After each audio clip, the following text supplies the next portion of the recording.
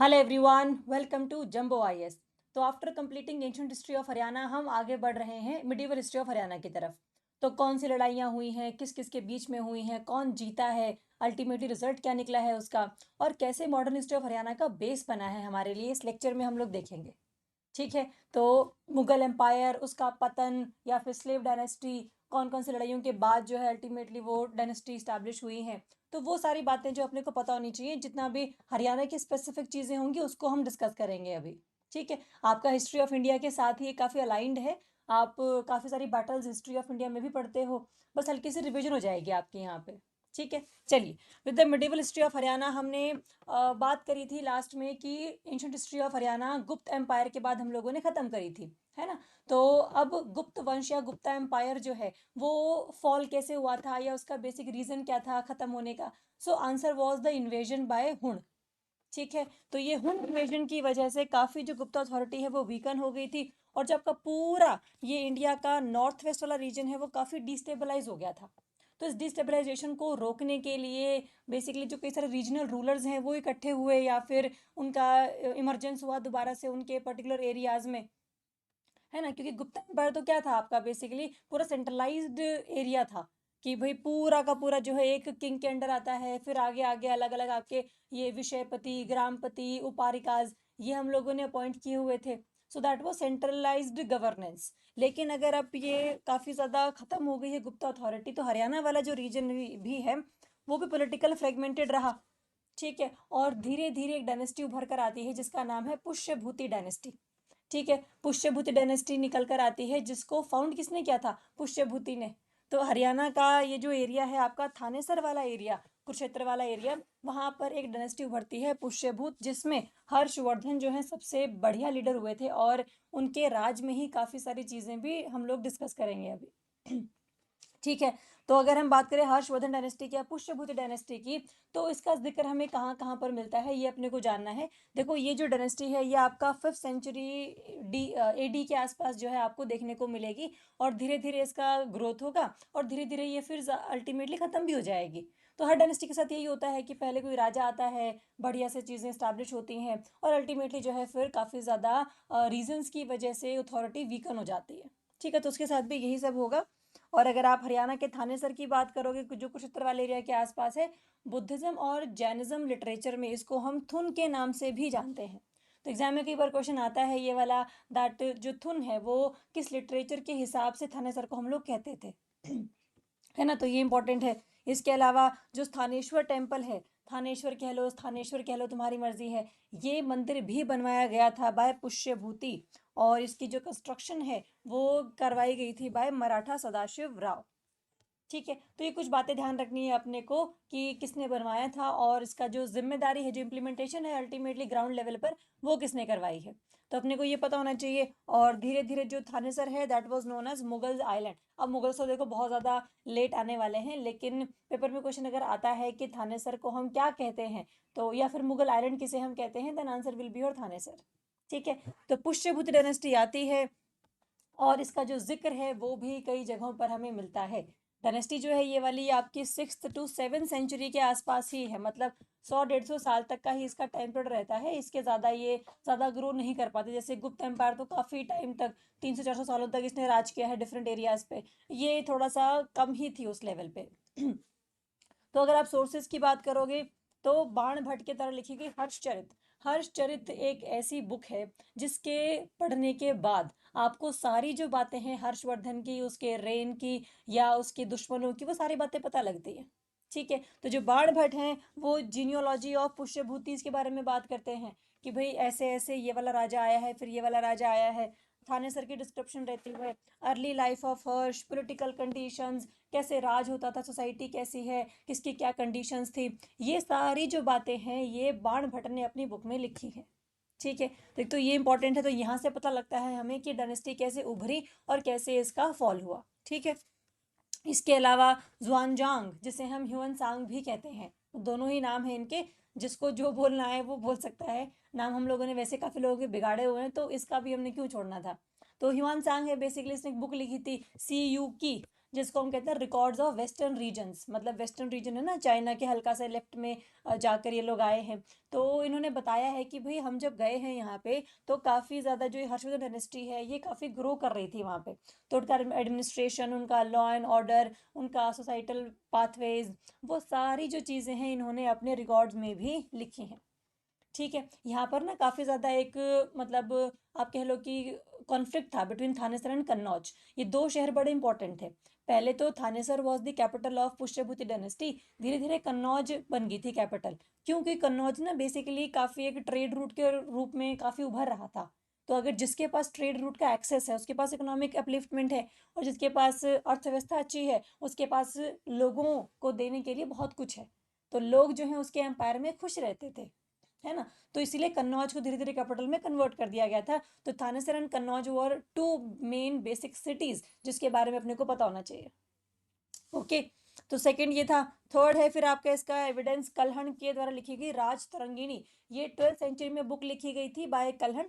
ये कश्मीर के रिगार्डिंग है सारी, वैसे तो ना उनकी जो करकोटा डायनेस्टी है बेसिकली उसके बारे में सारी चीज़ें बताई गई हैं, लेकिन इन्होंने हर्षवर्धन के बारे में भी बताया है कि भाई हाँ पहले ये एग्जिस्ट कर रहे थे उस टाइम पर, है ना। 6th सेंचुरी BC AD के आसपास, 7th सेंचुरी AD के आसपास ये डायनेस्टी भी थी। तो हल्का सा एविडेंस जो है आपको यहाँ से भी मिल जाता है कि भाई हाँ हरियाणा वाले एरिया में हर्षवर्धन डायनेस्टी का जो एक प्रॉपर होल्ड था वो था यहाँ पे।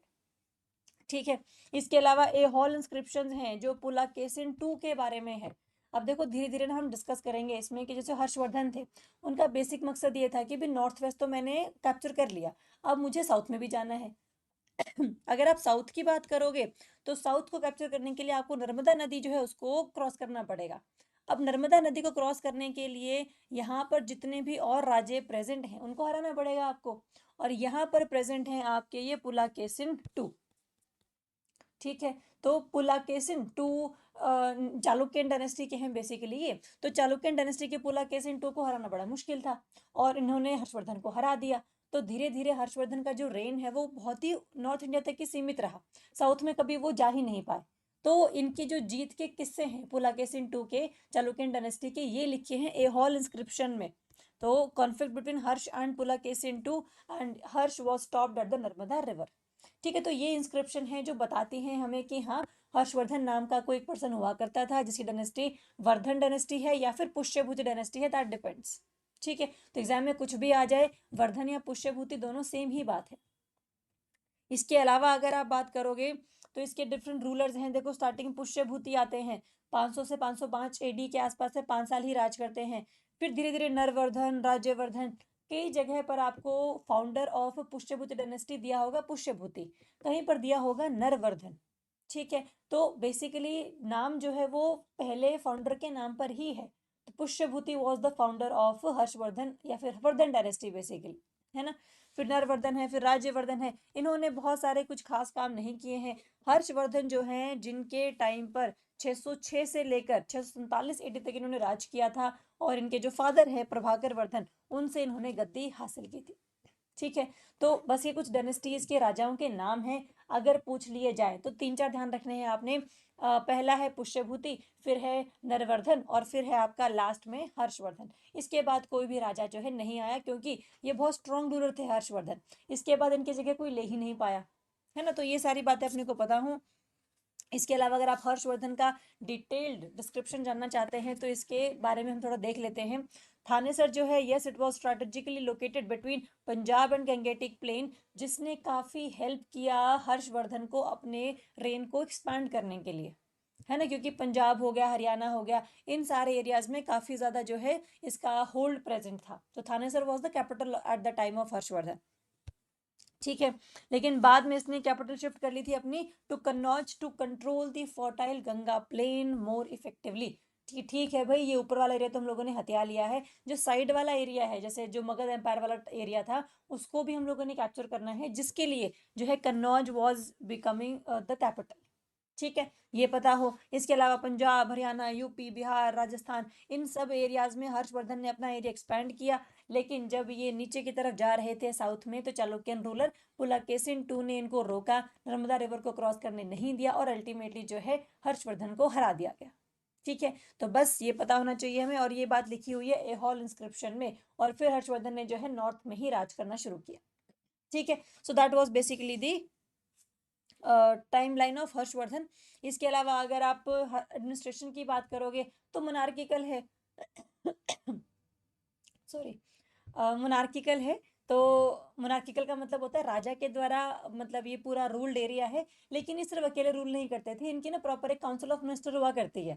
तो उसके रिगार्डिंग जो है सारे चीज़ें अपने को जैसे आइडिया सी होनी चाहिए कि भाई हाँ, सिर्फ ऑब्वियस सी बात है कि मतलब एक राजा तो नहीं रूल करेगा, कुछ कुछ ना कुछ इसके आसपास के सहायक भी तो होंगे ना, है ना। तो एक तो ये चीज़, इसके भी जो एम्पायर था वो डिवाइडेड था प्रोविंसेस में, डिस्ट्रिक्ट्स में, विलेजेस में, जैसा गुप्ता एम्पायर के टाइम पे था, है ना। तो सेम वही ग्रामपति, विषयपति और उपारिका, कि ग्राम विलेज में, अब क्या डिस्ट्रिक्ट में, और जो प्रोविंस है उसमें हम लोगों ने चीज़ों को ऐसे डिवाइड किया हुआ था, so that administration could become effective, है ना। तो बस वही हमारा एक रीज़न था। इसके अलावा जो लैंड रेवेन्यू है that was the main source of income, और जो टैक्सेस हैं वो काफ़ी ज़्यादा, बहुत ज़्यादा भी नहीं थे, थोड़े से मतलब मॉडरेट लेवल के टैक्सेस लगाए हुए थे, तो जनता वॉज बेसिकली खुश, है ना।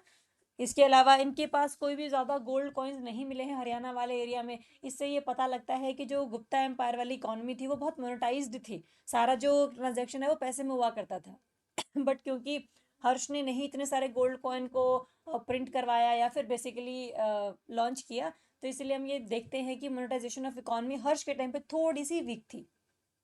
ठीक है, तो काफ़ी बार्टर सिस्टम में चीज़ें बिलीव होती थी। तो हर्ष पहले डिवोटी ऑफ शिवा थे, लेकिन बाद में जो है महायान बुद्धिज्म के पेट्रॉन ये बन चुके थे, और इन्होंने कन्नौज और प्रयाग में काफ़ी सारी जो बुद्धिस्ट असेंबलीज हैं उनको भी लॉन्च किया था, है ना। तो मतलब काफ़ी सारा इसमें पता होना चाहिए अपने को कि भाई किस किस के फॉलोअर्स हैं, अल्टीमेटली कहाँ पर शिफ्ट हुए हैं, पहले कैपिटल क्या थी, अब कैपिटल क्या है, क्या सारी चीज़ें हैं। तो हल्का सा आइडिया अपने को हो कि भाई हर्षवर्धन के टाइम पर ये सारी चीज़ें एडमिनिस्ट्रेशन वाइज हरियाणा में एग्जिस्ट कर रही थी। ओके, चलिए नेक्स्ट है हर्ष ने और क्या क्या लिखा है, मतलब बढ़िया राइटर भी थे ये। तो नागानंद बुक लिखी है, रत्नावली बुक लिखी है, और प्रियदर्शिका बुक भी लिखी है। ठीक है, तो ये तीन चीजें, नागानंद, रत्नावली और प्रियदर्शिका, ये तीन बुक्स आपने ध्यान रखनी है। और it was considered the last phase of political unity in north India before the rise of Rajput states. धीरे धीरे राजपूत इंडिया में, नॉर्थ इंडिया में आ जाएंगे और फिर अपना रूल करेंगे। तो ये ना एक प्रॉपर लास्ट ऐसी डायनेस्टी थी जिसने सेंट्रलाइज लेवल पर काफी बड़े एरिया को अपने होल्ड में रखा था, है ना। तो ये लास्ट थे बेसिकली, और आफ्टर हिज डेथ 647 सीई में there was no strong successor, and that's why Vardhan dynasty disintegrated gradually. और इसके बाद जो है ये आते हैं आपके राजपूत रूलर्स।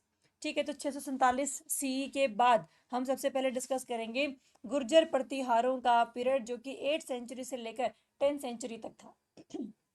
ठीक है, हम लोग इंडिया की हिस्ट्री में पढ़ते ही है ना, Gurjara Pratihara, Rashtrakuta of Deccan and Pala of Bengal, इन तीनों के बीच में लड़ाई थी, किसके ऊपर, कन्नौज को लेके, क्योंकि कन्नौज जिसके पास है, जिसकी वो कैपिटल है, उसके पास सारे ट्रेड रूट्स हैं, और उसके पास ही सारा इकोनॉमिक अपलिफ्टमेंट भी है। तो ये सारी जो बातें हैं वो अपने को पता हो। तो after after Vardhan dynasty, Gurjara Pratihara period started in that area, और गुर्जर प्रतिहार के पास अब ये सारा एरिया है। इनकी कैपिटल क्या थी, कन्नौज थी, जिसने which again became an important industrial, important political centre in north India. ठीक है, कन्नौज कैपिटल थी। अगर आप इनके बढ़िया राजाओं की बात करो तो हरियाणा के स्पेसिफिक क्या क्या इंपॉर्टेंट है, बस वो अपने को देखना है। नागभट्ट वन के टाइम पर काफ़ी सारी जो चीज़ें हैं वो की गई थी, और ख़ास करके जो अरबिक इन्वेजन है उसको रोका गया था। तो पेपर में कई बार क्वेश्चन आता है कि किस राजा के टाइम पर अरब इन्वेजन हुए थे, खास करके गुर्जर प्रतिहार के टाइम पर, तो किसने रोके थे, तो the answer was Nagabhata one. इसके अलावा मिहिर भोज भी थे बढ़िया रूलर्स, जिन्होंने 9th सेंचुरी सी के आसपास रूल किया था, और हरियाणा में भी उनका रूल था। और उनके टाइम पर जो पेहवा वाला एरिया है, कुरुक्षेत्र कैथल वाला एरिया, ये बहुत ही एक इम्पोर्टेंट ट्रेडिंग सेंटर था रिगार्डिंग हॉर्सेस। तो काफ़ी जो घोड़े वगैरह हैं उनका ट्रांजेक्शन हुआ करता था यहाँ पे। तो बस ये दो तीन चीज़ें अपने को ध्यान रखनी है गुर्जर प्रतिहारों के लिए। इसके अलावा अगर आप देखोगे तो इसमें Haryana became a buffer zone in conflicts between Gurjara Pratihara, the Pala of Bengal and the Rashtrakuta of Deccan. और ये कन्नौज के ऊपर कंट्रोल के लिए that became a tripartite struggle. और अगर आप गुर्जर प्रतिहारों की बात करोगे हरियाणा के केस में ना, क्योंकि अब इन तीनों के बीच में क्या हुआ, कौन जीता कौन हारा, क्या अल्टीमेटली रिजल्ट निकला है, ये हम करेंगे हिस्ट्री ऑफ इंडिया में। हमें बस ये जानना है कि हरियाणा वाले एरिया में कौन राज कर रहा था। तो हरियाणा वाला एरिया जो है गुर्जर प्रतिहारों के पास था, और they were again the strong supporter of Brahmanism especially Vaishnavism and Shaivism. ठीक है, लेकिन इनके राज के बहुत सारे टेम्पल्स जो हैं अपने को नहीं मिलते हैं। तो टेम्पल बिल्डिंग उस टाइम पर थी या नहीं थी, we are not sure about that. तो टेम्पल ज़्यादा नहीं मिले हैं, बस अपने को यही ध्यान रखना है। इसके अलावा बाय 10th सेंचुरी सीई धीरे धीरे गुर्जर प्रतिहार भी वीकन होते हैं। हर डायनेस्टी के साथ यही होता है, क्योंकि जो रूलर है वो बहुत इंपॉर्टेंट होते हैं। अगर एक रूलर मर जाता है ना, तो उसकी भरी आइडियोलॉजी पीछे रह जाए, लेकिन फिर भी उसको उसकी जगह लेने के लिए कोई इफेक्टिव रूलर अगर नहीं है, तो डायनेस्टी पूरी की पूरी खत्म हो जाती है ना। तो इसीलिए ये भी धीरे धीरे खत्म हो गए बिकॉज ऑफ इंटरनल कॉन्फ्लिक्ट्स, और बार बार राष्ट्रकूटों की तरफ से इन्वेजन हो रहा था। और उसके बाद जो है हरियाणा दोबारा से जो रीजनल राजपूत चीफ हैं उनके कंट्रोल में आ गया था। मतलब ये ऐसा नहीं है कि प्रॉपर पूरा नॉर्थ इंडिया किसी के काबू में है, नहीं, एक प्रॉपर हरियाणा पंजाब यूपी वाले एरियाज हैं जो राजपूतों के कंट्रोल में हैं, जो उसके आसपास के लोकल चीफ ही हुआ करते थे, है ना। तो अब आते हैं हरियाणा में तोमर्स, तोमर डायनेस्टी। तो बस अपने को ये ध्यान रखना है, आफ्टर गुप्ता एम्पायर हर्षवर्धन का टाइम आता है, वर्धन डायनेस्टी का टाइम आता है, उसके बाद गुर्जर प्रतिहार है, उसके बाद तोमर्स हैं। ठीक है, तो तोमर्स की अगर आप बात करोगे तो ये भी राजपूत क्लैन है, जिन्होंने दिल्ली हरियाणा वाले एरिया में काफ़ी सारी जो अपनी स्टैब्लिशमेंट है वो बना के रखी थी। और अगर आप इंपॉर्टेंट रूलर्स की बात करोगे इसके, क्योंकि अब देखो बहुत रूलर्स हैं इसमें जो अपने काम के हैं, हरियाणा के रिगार्डिंग है, वही हम लोग ध्यान रखेंगे। इसमें सबसे इंपॉर्टेंट है सूरजपाल, जिन्होंने बनवाई थी Surajkund lake in 10th century, जो जहाँ पर अभी होता है सूरजकुंड इंटरनेशनल क्राफ्ट्स मेला हर साल। ठीक है, तो उस मेले की बात तो हमने ऑलरेडी कर ही हुई है। तो बस ये पता हो कि भाई किस डायनेस्टी का वो रूलर था जिसने ये बनवाया था। इसके अलावा एक और रूलर बड़ा इंपॉर्टेंट है जिसका नाम है अनंगपाल तोमर। अनंगपाल तोमर ने दिल्ली को बहुत ही ऐसे स्ट्रॉन्ग पॉलिटिकल सेंटर बनाया, और इन्होंने क्या किया है, लाल कोट कंस्ट्रक्ट करवाया है, जो कि one of the earliest forts of Delhi था। अब दिल्ली ना बहुत ज़्यादा ऐसे नहीं कि भाई एक ही बार बनी है, दिल्ली के ना अलग अलग फेज आए हैं। कभी उसको हमने इंद्रप्रस्थ बोला है, कभी हमने इसको लाल कोट बोला है, कभी हमने किसको और कुछ बोला है। तो मतलब दिल्ली के अलग अलग एरियाज हैं। तो लालकोट जो एरिया है, जो एक फोर्ट वाला एरिया है, जो फोर्टिफाइड सिटी हम लोगों ने दिल्ली की वो बनवाई थी अनंगपाल तोमर ने। तो सीधे क्वेश्चन कई बार आते हैं, तो अपने को इसका आंसर पता होना चाहिए। चलिए, इसके अलावा अब आते हैं चौहान डायनेस्टी। अब तोमर्स में बहुत टाइम तक रह नहीं पाए थे, तो जो एक मेजर रूलर हैं राजस्थान वाले एरिया में, जिन्हें हम कहते हैं चौहान्स, वो अजमेर से रूल कर रहे थे, और अल्टीमेटली इनका जो होल्ड है वो धीरे धीरे हरियाणा के ऊपर भी आने लग गया था। इनकी पहले कैपिटल थी शाकंभरी, जिसे हम सांभर एरिया भी कहते हैं, अजमेर के आसपास है। तो ये बेसिकली इंपॉर्टेंट कैपिटल है इनकी। और जैसे जैसे तोमर वीकन हुए, चौहान बेसिकली एक्सपैंड करने लग गए यहाँ पे, और धीरे धीरे 12th सेंचुरी तक आते आते इनका जो सारा एरिया है नॉर्थ इंडिया का इनके काबू में आ गया था। चौहान डायनेस्टी बहुत इंपॉर्टेंट है, हम लोगों ने सुना हुआ है पहले, पृथ्वीराज चौहान। ठीक है, तो पृथ्वीराज चौहान हम लोगों ने सारे सीरियल्स वगैरह भी देखे ही हुए हैं अब, तो हल्का सा अपने को आइडिया है कि भाई क्या सिस्टम है प्रॉपर पूरा इस टाइम पे, कि राजस्थान से कैसे रूल हो रहा है पूरा हरियाणा दिल्ली का एरिया। तो अगर आप बात करो तो ये अजमेर और दिल्ली दोनों जगहों से रूल करते थे। और इसकी सबसे खास बात यह है कि इसमें दो बैटल्स हुई हैं, battle of Tarain, first battle of Tarain and second battle of Tarain. अगर आप फर्स्ट बैटल की बात करोगे तो तराइन बेसिकली तरावड़ी वाला एरिया है, ये करनाल के आसपास आपको दिख जाएगा। तो दोनों ही बैटल्स जो है वो हुई हैं दो लोगों के बीच। एक है पृथ्वीराज चौहान, चौहान डायनेस्टी के रूलर, और दूसरे हैं मोहम्मद ऑफ घोर डायनेस्टी, जो घोर कह लो घुर कह लो, इनके जो मोहम्मद है बेसिकली टाइटल है कि इनके बीच में, तो मोहम्मद गौरी इन्हें हम हिंदी में कह देते हैं, लेकिन ये घोर डायनेस्टी के मोहम्मद टाइटल के हैं, जो टर्किश रूलर हैं फ्रॉम अफगानिस्तान। ठीक है, तो अफगानिस्तान वाले एरिया से आते हैं, बट इनका जो ओरिजिन है दैट इज टर्की। तो ये दो लोगों के बीच में होती है ये जंग। तो जो फर्स्ट बैटल ऑफ पानीपत है वो होती है 1191 सीई में। और ये जहाँ पर जो घुरीद किंग है, जो मतलब घुर डायनेस्टी के जो राजा हैं, ये लाहौर से होते हुए जो है ताबरे हिंद मतलब भटिंडा तक पहुंचते हैं फ्रॉम गजनी। गजनी जो अफगानिस्तान वाला एरिया है ना, तो गजनी से लेकर भटिंडा तक ही आएंगे, जिसे हम उस टाइम पे ताबरे हिंद कहते थे। लाहौर भी बीच में क्रॉस कर लेंगे। ठीक है, तो उसके बाद थोड़ा सा अपने को बस पता हो कि जो पहली बैटल थी उसमें पृथ्वीराज चौहान बहुत स्ट्रांग थे, है ना। तो इन्होंने काफ़ी सारी जो टेक्निक्स हैं वो लाई हैं, और काफ़ी ज़्यादा एक टेक्निक्स के आधार पर इनको हरा भी दिया है। ठीक है। तो काफ़ी सारे जो रूलर हैं वो भी इनके साथ में थे, जैसे झांसी के रूलर थे गोविंद राय, और बहुत सारे और राजवाड़े जो थे, जो रूलर्स वगैरह थे, वो भी तराइन में इनके साथ लड़ रहे थे। तो ultimately Mohammad of Ghor was defeated by Prithviraj Chauhan, and this is known as first battle of Tarain. और सारी जो आर्मी है मोहम्मद ऑफ घोर की, वो गजनी दोबारा चली गई, और इसके बाद जो पृथ्वीराज चौहान है उन्होंने भटिंडा वाला एरिया भी अपने काबू में ले लिया था, जहां से होते हुए मोहम्मद गौरी आए थे। ठीक है। लेकिन एक साल के बाद ही होती है सेकेंड बैटल ऑफ तराइन 1192 में, जिसके बाद जो है ये बोला जाता है कि भी मोहम्मद गौरी की वो चाल थी, पहली बैटल को हार जाना और ये दिखाना कि भाई हम तो हार गए हैं और हमारे बस की कुछ नहीं है। लेकिन इसको हम कहते हैं फेंड रिट्रीट, यहाँ पर आप pretended to withdraw and then attack suddenly.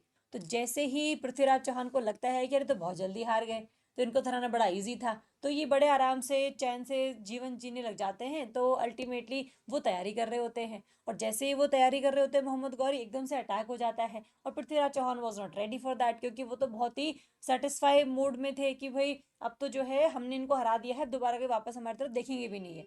लेकिन ये आ जाते हैं, और अल्टीमेटली 1192 में जो सेकंड बैटल ऑफ तराइन होगी उसमें काफ़ी इंपॉर्टेंट वॉरफेयर को दिखाते हुए कि भाई ये तो तुम इंडिया वाले जो लोग लड़ रहे हो वो तो अलग तरीके से लड़ते हो, तुम तो हमारे पास और बेटर टेक्निक्स हैं, हमारे पास बढ़िया वॉरफेयर हैं, बढ़िया स्ट्रैटेजीज हैं। ठीक है। तो काफ़ी ये जो बैटल है काफ़ी घंटों तक चली, और अल्टीमेटली जो पृथ्वीराज चौहान है उनको हरा दिया गया था।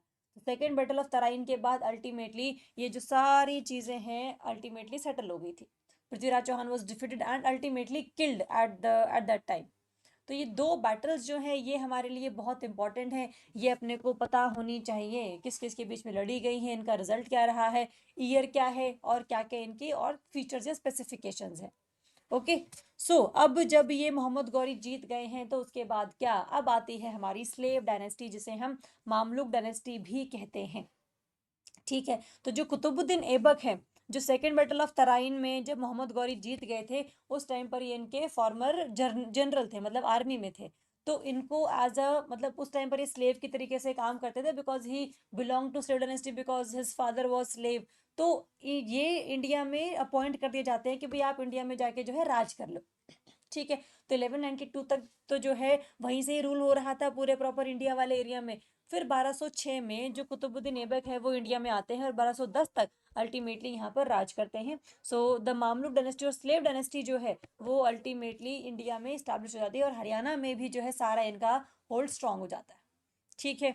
तो दिल्ली सल्तनत है यहाँ पर, इसको हम बात करेंगे तो दिल्ली सल्तनत, जिसमें slave dynasty was the first dynasty, यहाँ पर फॉर्मली स्टैब्लिश हो जाती है 1206 में, and Haryana became part of this core territory. उनकी कैपिटल क्या थी, दिल्ली वॉज हिज कैपिटल। और ये सारा एरिया जो है former general of Mohammad of Ghor के द्वारा अपने होल्ड में ले लिया जाता है। ठीक है। तो कुतुबुद्दीन ऐबक पहले आते हैं यहाँ पे, उसके बाद आते हैं इल्तुतमिश। हरियाणा इनके रेन में काफ़ी ज़्यादा ग्रो करता है, और इक्ता सिस्टम ये लोग चलाते हैं। तो इक्ता सिस्टम क्या होता है कि भाई जो लैंड रेवेन्यू है किसी भी एरिया का वो हम एक पर्सन को देते हैं, और वो जो पर्सन है वो हमें देता है मिलिट्री वाइज सेवा, है ना। तो जो मिलिट्री सर्विसेज हैं ये के इसके बदले में जो लैंड रेवेन्यू है वो उनको दिया जाता था, तो उन लोगों को कहते थे इक्तादार्स। तो इक्ता सिस्टम जो है वो काफ़ी ज़्यादा फेमस था इल्तुतमिश के टाइम पे, जो 1211 से लेकर 1236 तक इन्होंने राज किया। उसके बाद इनकी जो बेटी हैं रजिया सुल्तान, इनको राजा बनाया गया, रानी बनाया गया। So she was the first women to sit on the throne of Delhi. लेकिन इनकी जो है डेथ हो जाती है नियर कैथल इन 1240। तो ऐसा माना जाता है कि भी काफ़ी ज़्यादा जो कंट्रोवर्सीज हैं वो रहती हैं रजिया सुल्तान के टाइम पे, कि भाई विमेन के द्वारा गवर्न नहीं होगा प्रॉपर पूरा सारा हरियाणा प्लस दिल्ली वाला एरिया। तो काफ़ी कंट्रोवर्सीज के बाद, षड्यंत्रों के बाद जो है इनको मार दिया गया था। तो कई बार क्वेश्चन आता है कि भाई कहाँ पर इनकी डेथ हुई थी, तो आंसर वॉज कैथल। ठीक है। तो अपना कुतुबुद्दीन ऐबक, अब इन्होंने क्या किया था, हिस्ट्री ऑफ इंडिया में आप लोगों ने पढ़ा हुआ है कि भाई कुतुब मीनार बनवाई है ना। तो किसके नाम पर बनाई है, कुतुबुद्दीन बख्तियार काकी के नाम पर है या इनके नाम पर है, तो ये आपको हल्का सा आइडिया है। ठीक है। तो हिस्ट्री ऑफ इंडिया में आप लोगों ने ऑलरेडी किया हुआ है, तो हम उस पर नहीं जा रहे हैं बहुत डिटेल में, otherwise this class will become history of India class. तो हम हरियाणा के स्पेसिफिक रहते हैं, तो इनके जो भी मेन इंपॉर्टेंट चीज़ें हैं बस उनको हमने डिस्कस करना है। आफ्टर रजिया सुल्तान बलबन आते हैं। बलबन फेमस है for his blood and iron policy to suppress rebellions. कोई भी रिबेलियन होता है तो काफ़ी बुरे तरीके से सप्रेशन होता है उस चीज़ का। और जो मेवात रीजन है हरियाणा का, बेसिकली सदर्न हरियाणा वाला, वहाँ पे तो काफ़ी सारे जो फ्रिक्वेंट अपराइजिंग्स हैं वो देखे गए थे by local chiefs and Mayo communities. तो एग्जाम में कई बार क्वेश्चन आता है कि जो मेवात का एरिया बहुत डिस्टेबलाइज रहा करता था वो किसके टाइम पीरियड पे रहा करता था, तो answer is Balban. Okay, so with Qutbuddin Aibak, with Iltutmish, then Razia Sultan and then ultimately Balban। इसके बारे में अपने को चीजें पता होनी चाहिए। अब हम जब दिल्ली डायनेस्टी पढ़ते हैं ना तो हम 5 डायनेस्टीज पढ़ते हैं। पहले आपकी स्लेव डायनेस्टी, फिर आपकी खिलजी, फिर तुगलक, फिर सैयद और फिर लोधी, ये हम लोग पढ़ते हैं। अब बेसिकली खिलजी डायनेस्टी के टाइम पे तो बहुत कुछ नहीं हुआ था हरियाणा में, ठीक है, तो हम तुगलकों पे चलते हैं। तुगलक डायनेस्टी जिसको फाउंड किया था बाय गाजी मलिक इन 1320 एडी, जिसको हम गियासुद्दीन तुगलक भी कहते हैं। और गियासुद्दीन तुगलक के बाद आते हैं उनके बेटे Mohammad bin Tughlaq as the raja of Delhi Saltanat. और जो फर्स्ट रिवोल्ट ऑफ कैथल है ये मोहम्मद बिन तुगलक के टाइम पर ही हुआ था, जो कि एक पेजेंट रिवोल्ट था। तो काफ़ी ज़्यादा जो है बुरी हालत थी उस टाइम पर किसानों की, तो उनको थोड़ा सा और अपलिफ्ट करने के लिए मतलब पेजेंट्स ने रिवोल्ट किया था। तो आंसर कई बार आ जाता है क्वेश्चन पेपर में कि फर्स्ट रिवोल्ट ऑफ कैथल किसके टाइम पीरियड पर हुआ था, तो आंसर इज मोहम्मद बिन तुगलक। इसके बाद आते हैं बड़े इंपॉर्टेंट फिरोज शाह तुगलक। फेमस हैं, थर्ड रूलर हैं ऑफ तुगलक डायनेस्टी। इन्होंने बहुत सारी जो सिटीज़ हैं उनको मतलब डिस्कवर किया था, बसाया था, जिसमें जयपुर आता है, फिरोजपुर आता है, हिसार आता है, जिसको हिसार को ना ऐसे हिसार फिरोज़ा के नाम से भी जानते थे। तो फतेहाबाद हो गया, फिरोज़ाबाद हो गया। तो ठीक है, तो फतेहाबाद जैसे आफ्टर द नेम ऑफ फतेह खान। तो ये डिफरेंट सिटीज जो है इनके द्वारा बसाई गई थी। और इन्होंने 1354 में एक हिसार में फोर्ट भी बिल्ड किया था और काफी सारे कनाल्स बेसिकली इन्होंने बनाए। तो Firoz Shah Tughlaq was famous for the building of canal, जिसे हरियाणा में ना हम लोग कहते हैं रजवाहाज। मतलब हरियाणा में तो कहते ही कहते हैं, बट ये जो वर्ड है वो है इंडो पर्शियन लैंग्वेज से। So rajwaha was basically a kind of canal. ठीक है, तो जो खेतों के आसपास जो जगह हम छोड़ते हैं जहाँ से पानी एंटर करता है, so that's your canal system. तो इन्होंने क्या क्या किया, कनाल्स बनवाई, कौन कौन सी सिटीज़ जो हैं हरियाणा में बाय फिरोज शाह तुगलक इस्टेब्लिश की गई हैं। और इनके रेन में कोई रिवोल्ट वगैरह हुआ था तो बस वो ध्यान रख लेना। तो मोहम्मद बिन तुगलक वॉज द राजा जिसके टाइम पर फर्स्ट रिवोल्ट ऑफ कैथल हुआ था। चलिए, इसके अलावा अपने को पता है मामलुक के बाद खलजी आते हैं, खलजी के बाद Tughlaq, then Sayyid, then ultimately Lodi. तो तुगलक वाला इंपॉर्टेंट थे, ये हमने कर लिया। सैयद वाले बहुत ज़्यादा इंपॉर्टेंट नहीं क्योंकि तो इनका टाइम पीरियड बहुत ज़्यादा कम था। तो इनका जो मेन फोकस था वो तो लिटरेचर या आर्किटेक्चर को ग्रो करने में था, बाकी इनका कोई खास रोल था नहीं हरियाणा में। उसके बाद आएगी आपकी लोधी डायनेस्टी।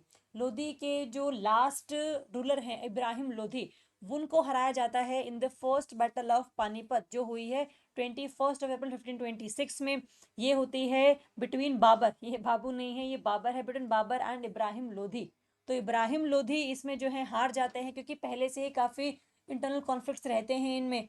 तो अल्टीमेटली जो है काफ़ी ज़्यादा इनकी डायनेस्टी वीक हो जाती है और जो बाबर हैं वो जीत जाते हैं। सो बाबर इन 1526 जो है अपना एक नया रूल स्टैब्लिश करते हैं जिसे हम कहते हैं मुगल एम्पायर।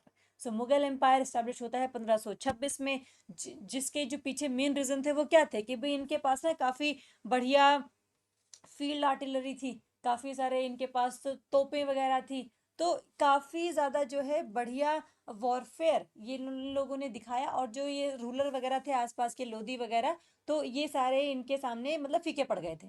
तो बाबर ने स्टैब्लिश किया ये सारा सिस्टम और इन्होंने एक अलग टेक्निक अपनाई जिसका नाम था तुलुगमा, जिसे कहते हैं हम कि डिफरेंट आर्मी की पूरी आर्मी को ना हम डिफरेंट यूनिट्स में कन्वर्ट कर देते हैं कि भाई ये हिस्सा तुम संभाल लेना, ये हिस्सा तुम संभाल लेना। तो प्रॉपर पूरी जो स्ट्रैटेजी है वो लगाई गई थी कि भाई कैसे लोधी डायनेस्टी को हराना है। ठीक है, इसके अलावा बाबर ने दिल्ली कैप्चर कर लिया, आगरा कैप्चर कर लिया, लोधी डायनेस्टी खत्म हो गई और अल्टीमेटली मुगल एम्पायर जो है वो स्टैब्लिश कर लिया गया।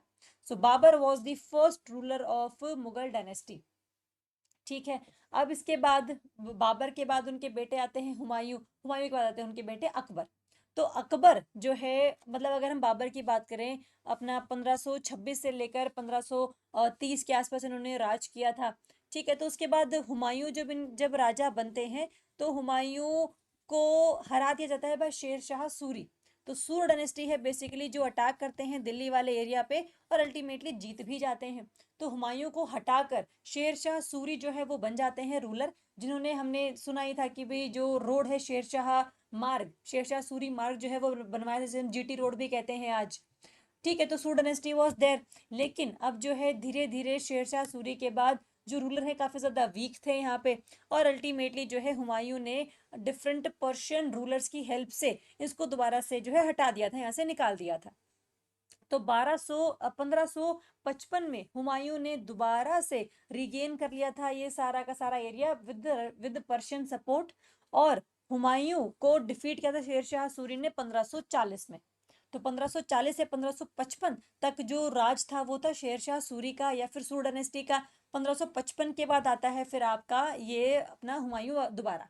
लेकिन 1556 में ही हुमायूं की डेथ हो जाती है by falling from the steps of his library. और उस टाइम पर उनके जो बेटे थे अकबर वो सिर्फ 13-14 साल के ही थे, तो he was under guardianship of Bairam Khan. तो अब जो बैरम खान है उनके लीडरशिप में जो अकबर हैं वो राज करते हैं, और तब होती है सेकेंड बैटल ऑफ पानीपत 1556 5 नवंबर को बिटवीन हेमू एंड अकबर। हेमू क्या थे? Hemu was the capable general under the सूर रूलर्स, उनके ये सेनापति थे। तो उनको ना बहुत ये मतलब घमंड था कि उन्होंने दिल्ली कैप्चर किया है और काफ़ी जो मुगल फोर्सेस हैं उनको हरा दिया है, और अल्टीमेटली जो है इन्होंने अपने आप को विक्रमादित्य का जो टाइटल है वो भी दे दिया था। ठीक है, तो अब ये जो डायनेस्टी, अब ये जो लड़ाई थी इसके बाद पता लगता है कि भाई किस तरीके से यहाँ पर राज सूर डायनेस्टी का होगा या मुगलों का होगा। तो अल्टीमेटली अकबर और जो बैरम खान है वो जीत जाते हैं और हेमू को हरा दिया जाता है, और सूर डायनेस्टी हमेशा के लिए यहाँ से खत्म हो जाती है। So again Mughal empire was established again in 1556। ठीक है, तो हल्का सा आइडिया हो कि भाई बाबर से हुमायूं, हुमायूं से अकबर, और अकबर से आगे हम देखेंगे जहांगीर वगैरह। तो ये जहांगीर थे, उनके बेटे जिन्होंने राज किया था आफ्टर अकबर। जहांगीर के बाद फिर शाहजहां आए हैं, और शाहजहां के साथ में दारा शिकोह भी हैं। दारा शिकोह इंपॉर्टेंट है, सन ऑफ शाहजहां है, जो एक शिष्य थे किसके? शेख चिली के। शेख चिली के शिष्य हैं जिन्होंने इनके नाम पर एक टूम भी बनवाया जिसका नाम है ताजमहल ऑफ हरियाणा और टूम्ब ऑफ शेख चिली। कहाँ पर बनाया है? थाने सरे बनाया है, जो कुरुक्षेत्र वाले एरिया में है। तो कई बार पेपर में क्वेश्चन आता है कि भाई शेख चिली का जो मकबरा है वो कहाँ पर है। ये हमने पहले भी डिस्कस किया था जब हम लोगों ने काफ़ी सारे टूरिज्म साइट्स को डिस्कस किया था। सो बस आइडिया होना चाहिए कि भाई क्या सिस्टम है, कैसे कैसे हमारी क्रोनोलॉजी है, और क्या क्या हरियाणा के स्पेसिफिक इंपॉर्टेंट है। ठीक है, तो 3 लड़ाइयाँ हुई है पानीपत में। पहली अपनी फर्स्ट बैटल, सेकंड बैटल किस किस के बीच में हुई है, कौन जीता है, इसके बाद अल्टीमेटली रिजल्ट क्या रहा है, ये अपने को पता होना चाहिए। चलिए, इसके बाद आते हैं औरंगजेब, बड़ा इंपॉर्टेंट है इसमें ये। तो औरंगजेब के टाइम पर काफ़ी सारे जो रिवोल्ट हैं वो रहते हैं, खास करके सतनामी रिवोल्ट इन नारनौल वाला एरिया। सतनामीज जो हैं वो काइंड ऑफ रिलीजियस सेक्ट हैं जो pageants, artisans, lower caste group और स्मॉल फार्मर्स ने बनाया है, सो दैट जो डिस्क्रिमिनेशन होता है हिंदुइज्म के अंदर इनके साथ वो ये ना करवा सके।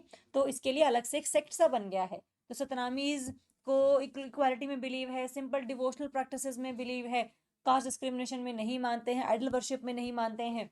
तो वैसे तो काफ़ी सारे ये मुद्दे हैं पहले से चले आ रहे थे, बट एक बार जो है मुगल एम्परर ने जो सतनामी फार्मर हैं उनको अटैक कर दिया था बाय, मतलब कुछ लैंड रेवेन्यू का पंगा वगैरह था, लेकिन अल्टीमेटली जो इमीडिएट कॉज था वो यही बना कि जो सतनामी फार्मर है उसको मार दिया गया था बाय मुगल सोल्जर। और इसके बाद जो सतनामी रिवोल्ट काफ़ी ज़्यादा उभरा था। तो जो ईयर है वो अपने को ध्यान रखना है, 1672 AD, during the rain of Aurangzeb.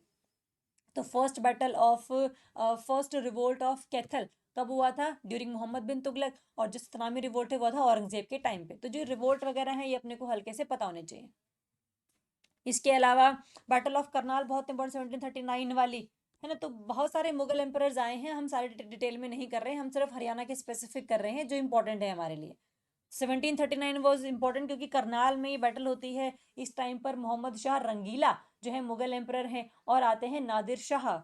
Nadir Shah आएंगे और अल्टीमेटली पर्शिया से हैं। 1732 में अपना राज उन्होंने पहले ही बसा लिया था पर्शिया में, और फिर काफ़ी सारे रेवेन्यू के चक्कर में ये इंडिया आते हैं और काफ़ी दिनों तक ही इंडिया में रहते हैं, और काफ़ी लूटपाट मचाते हैं और अपने साथ काफ़ी सारा सोना चांदी जेवरात काफ़ी सारे जो कॉइन्स हैं वो ले जाते हैं। तो काफ़ी एक ऐसी लूट होती है दिल्ली में जिसके बाद मुगल एम्पायर जो है वो उभर ही नहीं पाता कभी। तो काफ़ी जो इकोनॉमिक बैकग्राउंड है इनका काफ़ी वीक हो जाता है। तो 1739 was known for your battle of Karnal और अपने साथ ले जाते हैं famous peacock throne of Shahjahan and Kohinoor diamond and Mughal empire never recovered from this loot and from this destruction. बस अपने को पता होना चाहिए। तो किसके टाइम पर ये आए हैं? ड्यूरिंग मोहम्मद शाह रंगीला, क्योंकि इनका राज था 1719 से 1748 तक अराउंड। ये 30 साल तक इन्होंने बेसिकली राज किया था। ठीक है, तो battle of Karnal is clear to us. अब नेक्स्ट आता है अपना बहादुर शाह जफर या फिर बहादुर शाह टू। 1857 तक इन्होंने राज किया है और 1857 की क्रांति में सभी ने इनको अपना जो रूलर है वो माना था कि भाई आप हमारे राजा हैं और आपके लीडरशिप में ही हम लोग जो ये रिवोल्ट है वो कर रहे हैं अगेंस्ट ब्रिटिश। ठीक है, ये लास्ट मुगल एम्परर हैं जिनको हटा दिया गया था आफ्टर रिवोल्ट ऑफ 1857 कि इसके बाद कोई राजा नहीं है, अब सिर्फ सारे प्रिंस के नाम से जाने जाएंगे और जो होल्ड है वो रहेगा ब्रिटिश ईस्ट इंडिया कंपनी का। तो ये हम करेंगे डिटेल में ब्रिटिश ईस्ट इंडिया कंपनी ने कैसे अपना होल्ड बनाया। That will discuss in modern history of Haryana. ठीक है, यहाँ पर हमारी जो है मिडिवल हिस्ट्री ऑफ हरियाणा खत्म होती है। इंपॉर्टेंट जो रूलर्स हैं इसके रिगार्डिंग हरियाणा में या फिर इन्होंने कोई खास अगर काम किया हो तो वो हमने डिस्कस करना था, वो हमने किया है आज। हमने नेक्स्ट करना है मॉडर्न हिस्ट्री ऑफ हरियाणा। उसके साथ हमारा जो हिस्ट्री ऑफ हरियाणा है वो सारा चैप्टर खत्म हो जाएगा। ठीक है, तो कोई भी दिक्कत वैसे अगर आपको लगती है या कोई भी इशू आपको आता है इन हरियाणा जी के या फिर किसी भी और सब्जेक्ट में, बेसिकली इन गरुड़ कोर्स, तो हाँ आप हमें कांटेक्ट कर सकते हैं। ऑब्वियसली आप कमेंट कर सकते हैं यूट्यूब के सेक्शन में। तो कोई भी दिक्कत होगी तो प्लीज़ बताइएगा। Thank you so much and all the best.